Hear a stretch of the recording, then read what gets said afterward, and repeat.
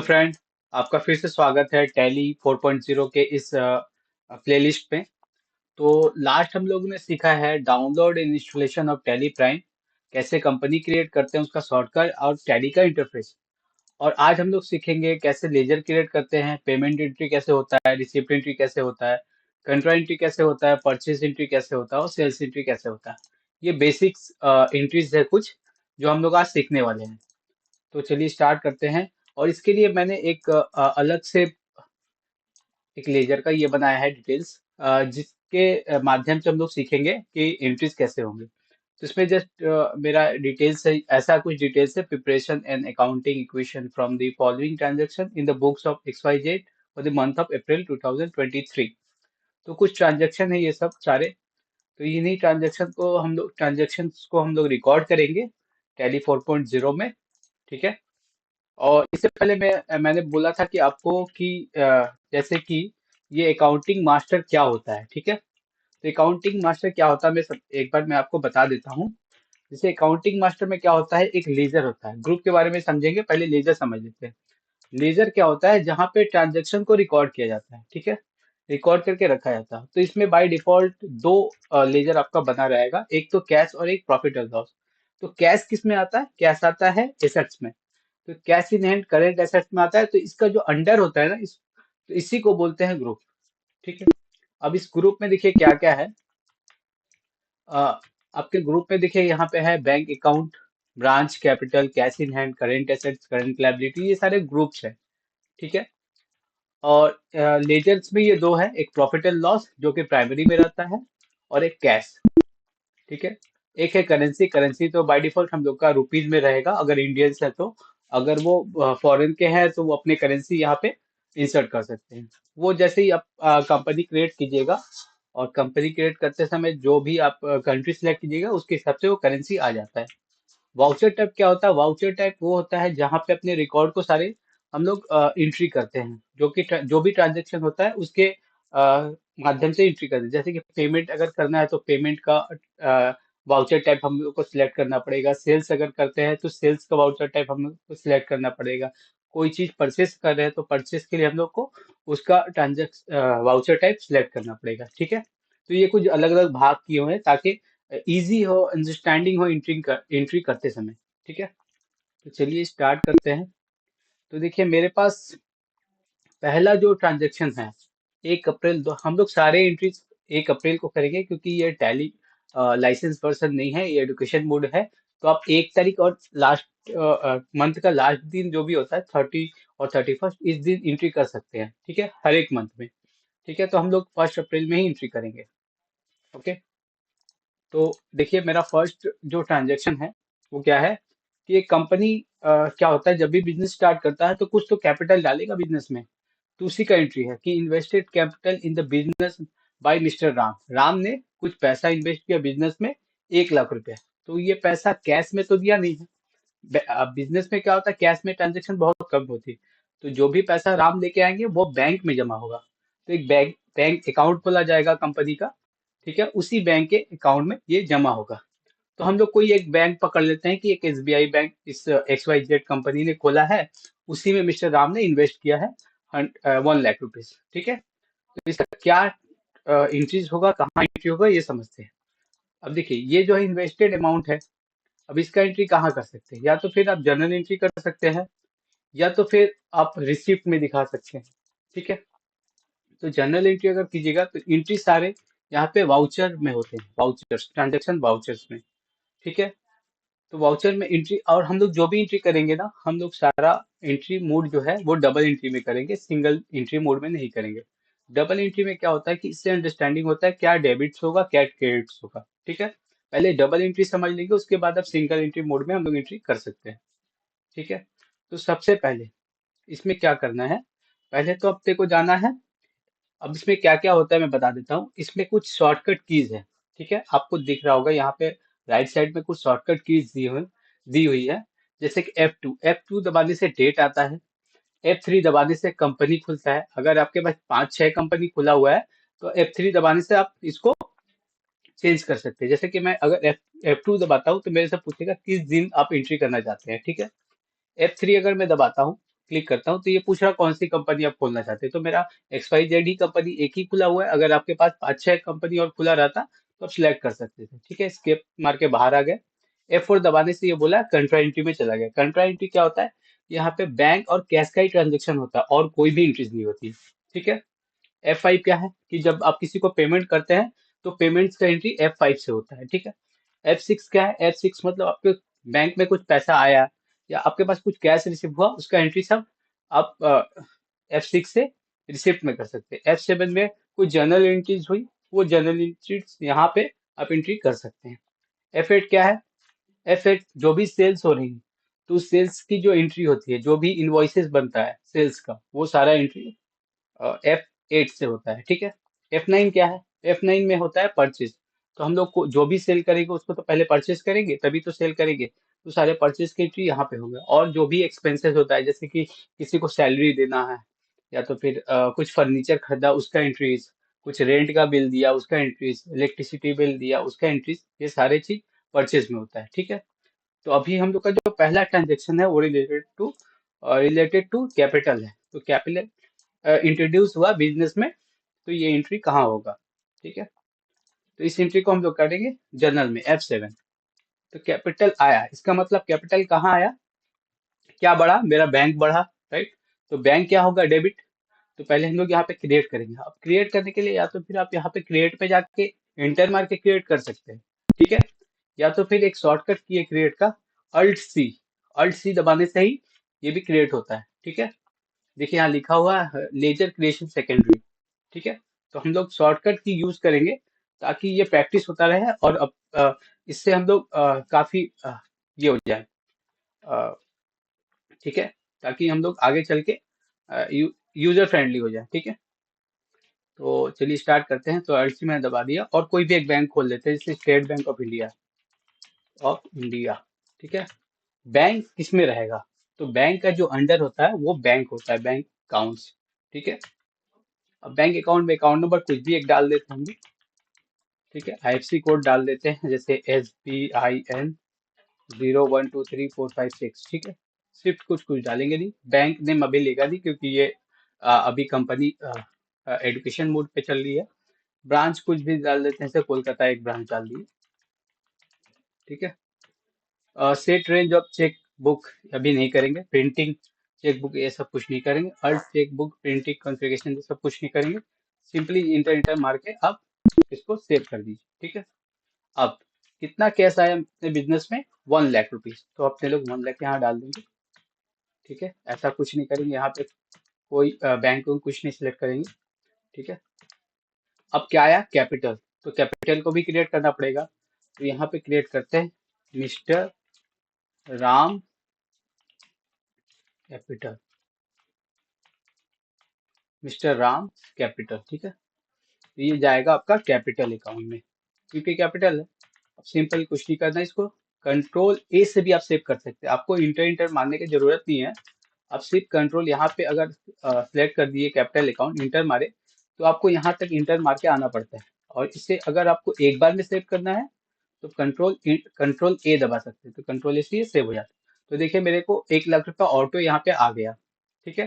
अब यहाँ पे लिख सकते हैं हम लोग, या तो फिर यहाँ से कॉपी कर सकते हैं कि invest capital the business by mister Ram. से कॉपी करके कंट्रोल C से कॉपी होगा, कंट्रोल V से पेस्ट होगा। ठीक है। डॉट दीजिए, इंटर किए, एक्सेप्ट करना ही, या तो फिर वाई से आप एक्सेप्ट कर सकते हैं या तो फिर आप इंटर मारिएगा तो एक्सेप्ट हो जाएगा। ठीक है। चलिए इंटर मारते हैं, सेव हो गया। तो मेरा एक ट्रांजेक्शन हो गया।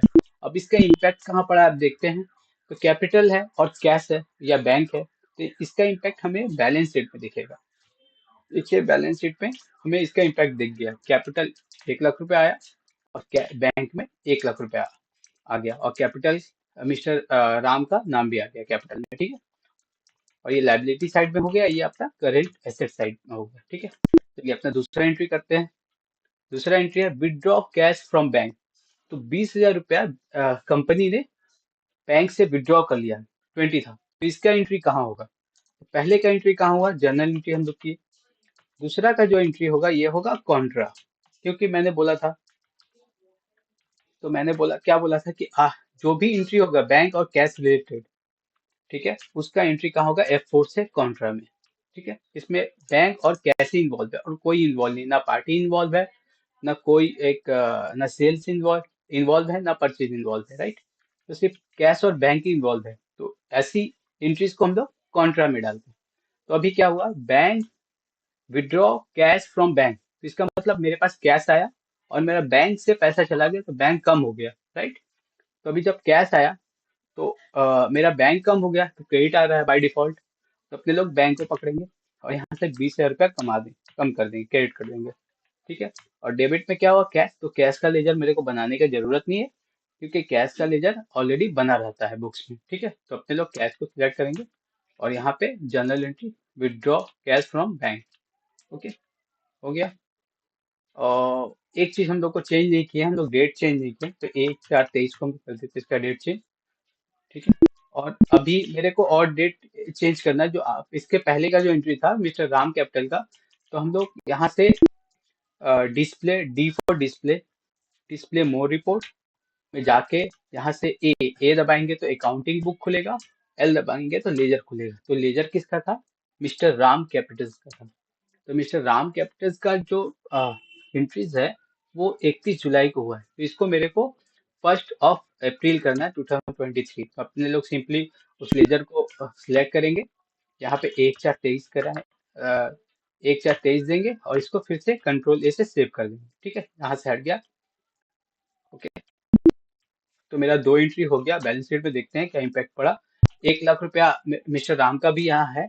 अब कैश में 20,000 रुपया आ गया, बैंक में 80,000 रुपया आ गया, क्योंकि मैंने 20,000 रुपया विड्रॉ कर लिया, 20,000 मैंने विड्रॉ कर लिया और 80,000 मेरा बैंक पड़ा हुआ है, ठीक है। नेक्स्ट एंट्री क्या है, purchase furniture on credit from Das and company. तो अभी क्या हुआ कि मिस्टर दास है, कोई दास एंड कंपनी है जिससे मैंने फर्नीचर परचेज किया है अपने बिजनेस के लिए, वो भी क्रेडिट में, ठीक है। तो इसका एंट्री कहाँ होगा, इसका एंट्री होगा परचेज में, ठीक है। अब इसका दो इम्पैक्ट होगा, मैंने परचेज किया किया फर्नीचर, तो फर्नीचर क्या है, मेरा एक फिक्स एसेट्स है, तो पहले इसका एंट्री, फर्नीचर का एक लेजर बनेगा फिक्स एसेट्स का। और मिस्टर और दास एंड कंपनी क्या है, ये मेरा क्रेडिटर्स है, तो एक क्रेडिटर्स का लेजर बनेगा और फर्नीचर का लेजर बनेगा, दो लेजर बनेगा, ठीक है। तो अपने चलते हैं, वी दबाने से वाउचर खुलता है और F9 दबाएंगे तो परचेज खुलेगा। अब देखिए, कोई बिल नंबर तो है नहीं, अभी बिल नंबर हम लोग डालते नहीं है, हम लोग जस्ट सिंपली ऐसे क्रिएट करते हैं ट्रांजेक्शन को।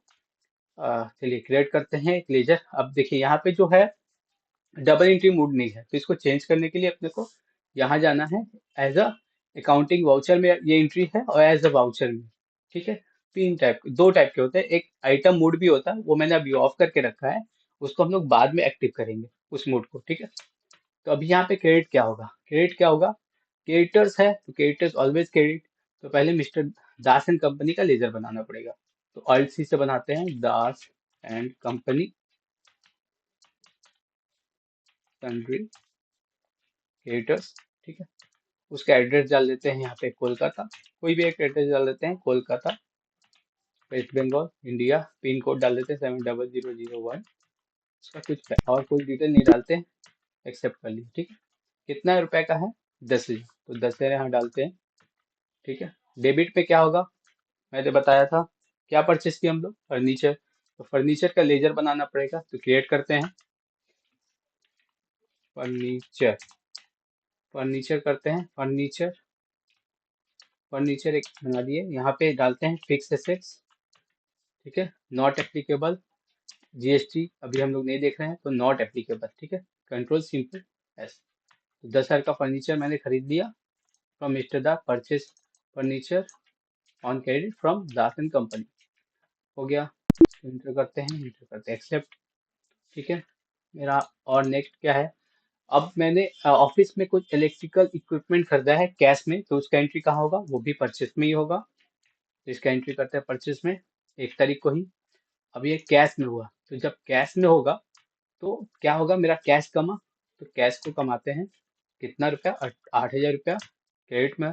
डेबिट क्या होगा, क्रेडिट करते हैं electrical equipment, electricals and equipment,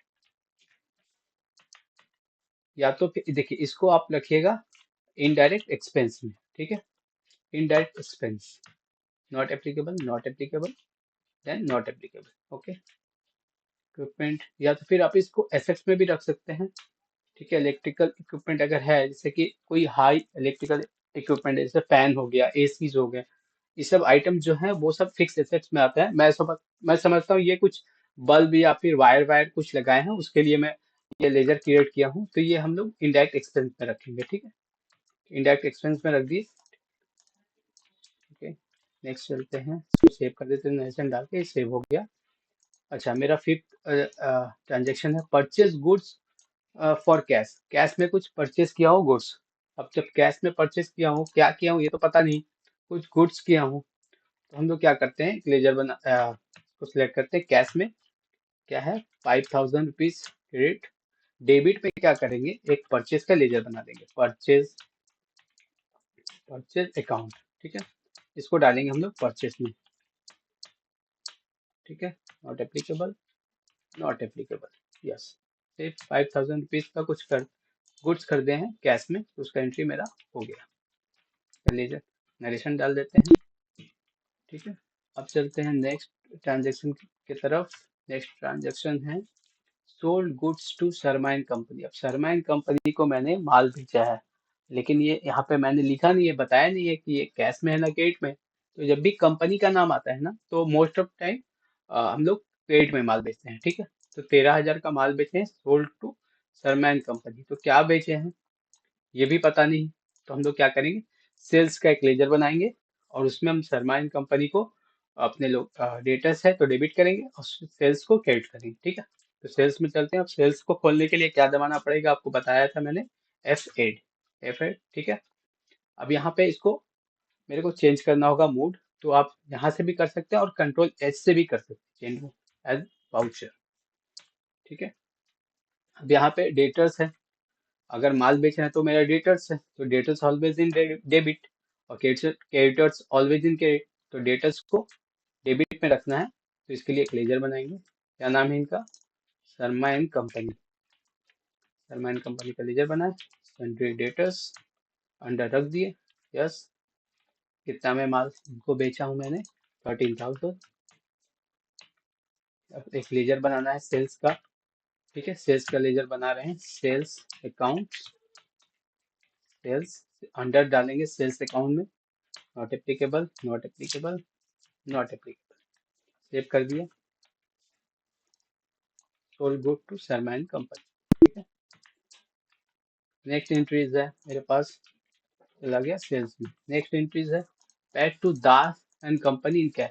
अब मैंने जो परचेस किया था फर्नीचर मिस्टर दास से क्रेडिट में 10,000 का, उनको मैं अब क्या कर रहा हूँ कि 5,000 रुपया एज अ कैश में पेमेंट कर दे रहा हूँ। ठीक है, क्रेडिट में तो लिया था, अब उनको मैं बैंक से पेमेंट नहीं, कैश में पेमेंट कर रहा हूँ 5,000। तो इसका एंट्री कहाँ होगा, पेमेंट में, राइट। तो पेमेंट में एंट्री अगर होगा, तो पेमेंट में को डालते हैं हम लोग। तो पेमेंट खोलने के लिए पता है आपको क्या करना पड़ेगा, F5 दबाना है। डेट वही है मेरा 1/4/23। ठीक है, पेमेंट किसको देना है, दास एंड कंपनी, तो दास एंड कंपनी को सिलेक्ट करेंगे। ठीक है, दास एंड कंपनी डेबिट हो रहा है, क्रेडिट है, क्रेडिटर्स को अगर डेबिट में डालेंगे तो पैसा कमेगा। अभी पेमेंट किससे करें, कैश, तो कैश मेरा जा रहा है, तो कैश को क्रेडिट करना है, 5,000 चला गया। अब मेरे पास जो कैश है वो कितना बचा, 20,000 रुपये मैंने विड्रॉ किया था। ठीक है, इलेक्ट्रिकल पेमेंट के लिए 8,000 दिया, गुड्स परचेज किया 5,000 का, तो कितना हुआ, 8×5 = 13। 13 में से 5 मैं यहाँ डाल दिया, कैश में इनको पेमेंट कर दिया, राशन कंपनी को। अभी मेरे पास कितना बचा, 2,000 रुपया, क्योंकि 18,000 का ऑलरेडी ट्रांजेक्शन हो चुका है कैश में। तो देखिए मेरे बुक्स में यहाँ पे दिख रहा है, करेंट बैलेंस जो है 2,000 रुपीज मेरे पास पड़ा हुआ है डेबिट में। और मिस्टर दास जो है, दास के पास, दास का क्रेडिट 5,000 रुपीज मेरे ऊपर अभी लाइबिलिटी है, जो कि मेरे को देना है, क्योंकि मैंने 5,000 रुपीज इस बुक से, इस ट्रांजेक्शन से मैं उनको पेमेंट कर दे रहा हूँ। ठीक है, तो लिख देता हूँ यहाँ पे narration, paid to Das and company in cash. Okay, हो गया।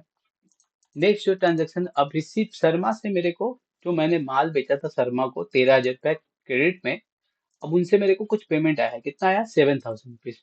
तो इसका कहाँ इंट्रीज होगा, इसका एंट्री होगा रिसिप्ट में। ठीक है, तो हम लोग चलते हैं रिसिप्ट F6। ठीक है। अब क्रेडिट क्या हो रहा है मेरा, क्योंकि डेटर्स है वो, मिस्टर शर्मा एंड कंपनी तो डेटर्स है, इनको जब क्रेडिट लाऊंगा तो इनका पैसा कमेगा। तो शर्मा एंड कंपनी को मैं सिलेक्ट करता हूँ। देखिए उनका बैलेंस दिख रहा है 13,000 रुपये डेबिट में। अब वो मेरे को पेमेंट कितना दे रहे हैं, 7,000। हम लोग 7,000 यहाँ डाल देते हैं सिंपली। अब देखिए उनका पेमेंट कम हो गया, अब 6,000 ही उनके पास मेरा एसेट्स बचा। जो शर्मा है, वो मेरा एसेट्स जो है उनके पास 6,000 था, और उनका लायबिलिटी कितना देना मेरे को 6,000। ठीक है। डेबिट क्या करेंगे, अब पेमेंट जो आया कैश में आया ना बैंक में, यहाँ तो कुछ मेंशन नहीं है, तो इसका मतलब मेरा जो पेमेंट है वो बैंक में आया। ठीक है। तो हम लोग बैंक सिलेक्ट करेंगे, मेरा बैंक एक ऑलरेडी बना हुआ, लीजिए state bank of India, state bank of India. ठीक है। नरेशन सिलेक्ट कर लेते हैं, ठीक फिर ओके। ठीक। नेक्स्ट है अपना एक transaction, paid to Das and company from bank. अब दास एंड कंपनी को मेरे को कितना देना था, 9,000 हुआ, और मैंने खरीदा था कितना का, 10,000 का। तो अभी भी इनके पास 1,000 रुपये देना मेरा बचा हुआ है। मैं ये जो पेमेंट कर रहा हूँ ये कर रहा हूँ उनको बैंक से। तो बैंक से पेमेंट करने के लिए F5, किसको पेमेंट कर रहा हूँ, दास एंड कंपनी। कितना पेमेंट कर रहा हूँ, 4,000 रुपीज। कैसे दे रहा हूँ, बैंक से, तो मेरा स्टेट बैंक से जाएगा पैसा। ठीक है।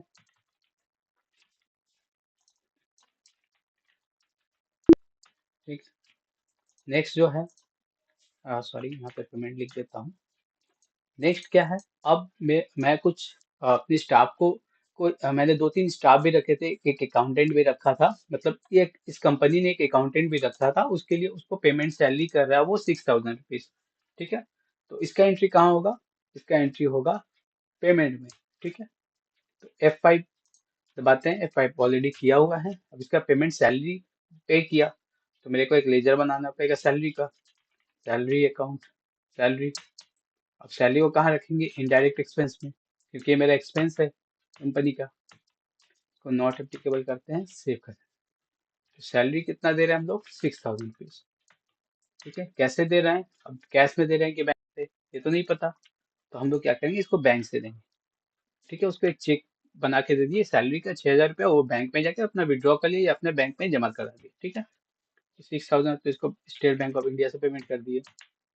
ठीक है। यहाँ चेक नंबर लिख देंगे, क्या चेक नंबर है, क्या है, 1 2 3 4 5। ठीक है। चेक नंबर दे दिए काट के, यहाँ लिख देते हैं पेड सैलरी टू मोहन, उसका नाम मोहन है। ठीक है। एग्जाम्पल के लिए मैंने डाल दिया मोहन, मोहन। ठीक। अब वेजेस है,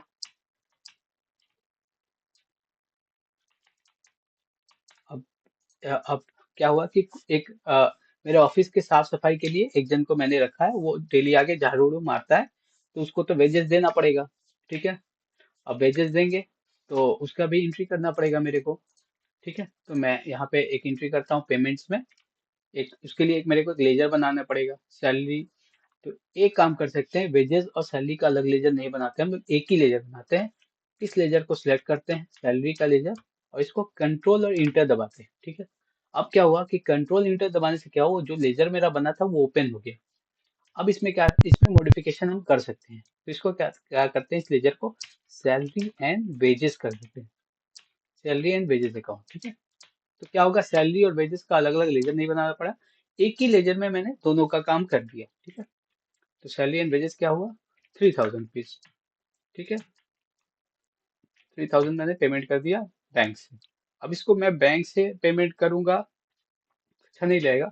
लेकिन अगर मैं कैश से पेमेंट करता हूँ, तो देखिए मेरे पास कैश तो 1,000 रुपये ही बचा, मैं नेगेटिव कैश तो दे ही नहीं सकता हूँ। तो क्या करना पड़ेगा, तो या तो फिर भाई कैश विड्रॉ करो फिर पेमेंट करो, या तो फिर इसको भी चेक दे दो।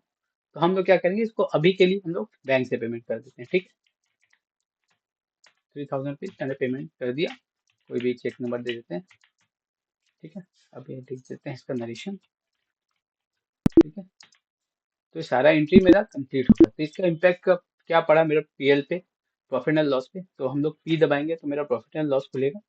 तो मेरा टोटल परचेज जो था वो 5,000 का था, सेल जो था 13,000 का था। ठीक है। उस पे मेरा ग्रॉस प्रॉफिट हुआ कंपनी का 8,000 रुपीज, और मेरा नेट लॉस हो गया 9,000 रुपीज। ठीक है।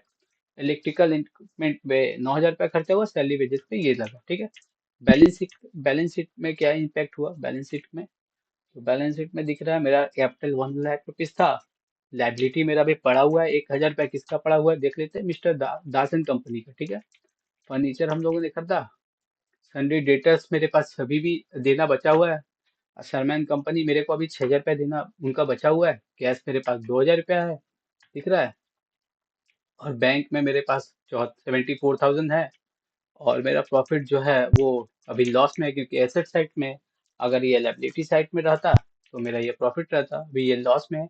और मेरा बैलेंस शीट बहुत साइड मैच कर गया। ठीक है, तो यही एंट्रीज है, यही होते हैं एंट्रीज। तो यहाँ तक आई होप आप यहाँ तक समझ गए होंगे। अगर नहीं समझे तो फिर से इस वीडियो को देख लीजिएगा पॉज करके। और ये जो सीट है ना, ये सीट मैं आपको डिस्क्रिप्शन में एक गूगल लिंक पे डाल दूंगा, तो आपको वहां से भी मिल जाएगा। ठीक है, जिसपे आप प्रैक्टिस कर सकते हैं जिसको देख के। तो यहाँ तक हम लोगों ने सीखा। ठीक है, नेक्स्ट हम लोग सीखेंगे इन्वेंट्री मास्टर के बारे में, कैसे होता है। परचेज एंट्री में इन्वेंट्री मास्टर को कैसे लिया जाता है, विदाउट इन्वेंट्री मास्टर कैसे हम लोग परचेज करेंगे। सेल्स एंट्री कुछ एडवांस लेवल पे सीखेंगे, परचेज एंड सेल्स का। ठीक है, उसके बाद हम लोग जीएसटी सेटअप करेंगे, फिर ई वे बिल और ई इनवॉइस के बारे में समझेंगे। ठीक है, तब तक के लिए गुड बाय, थैंक यू। अच्छा लगे वीडियो तो लाइक सब्सक्राइब जरूर कीजिए, ताकि मेरे को मोटिवेशन मिलता रहे और आगे चल के हम लोग अ, आपको नया नए टॉपिक्स पे सिखाते रहें। ठीक है, और अगर और एक चीज और भी बोलना है मेरे को आपको कि ये जो टैली प्राइम का जो कोर्स है ना, अगर ये कंप्लीट हो जाता है टोटल फुल्ली, और फुल्ली कंप्लीट हो जाने के बाद हम लोग एक नया कोर्स स्टार्ट करेंगे, वो है एक्सेल बेसिक्स और एक्सेल एडवांस लेवल। ठीक है, उस पर भी मेरा वीडियो आएगा। पहले हम इस टॉपिक पहले हम लोग का जो मेन फोकस है टैली प्राइम का वो कंप्लीट हो जाए, उसके बाद हम लोग स्टार्ट करेंगे एक्सेल एक्सेल के ऊपर वीडियोस। ठीक है, तो till then thank you, bye, good night and happy new year to all.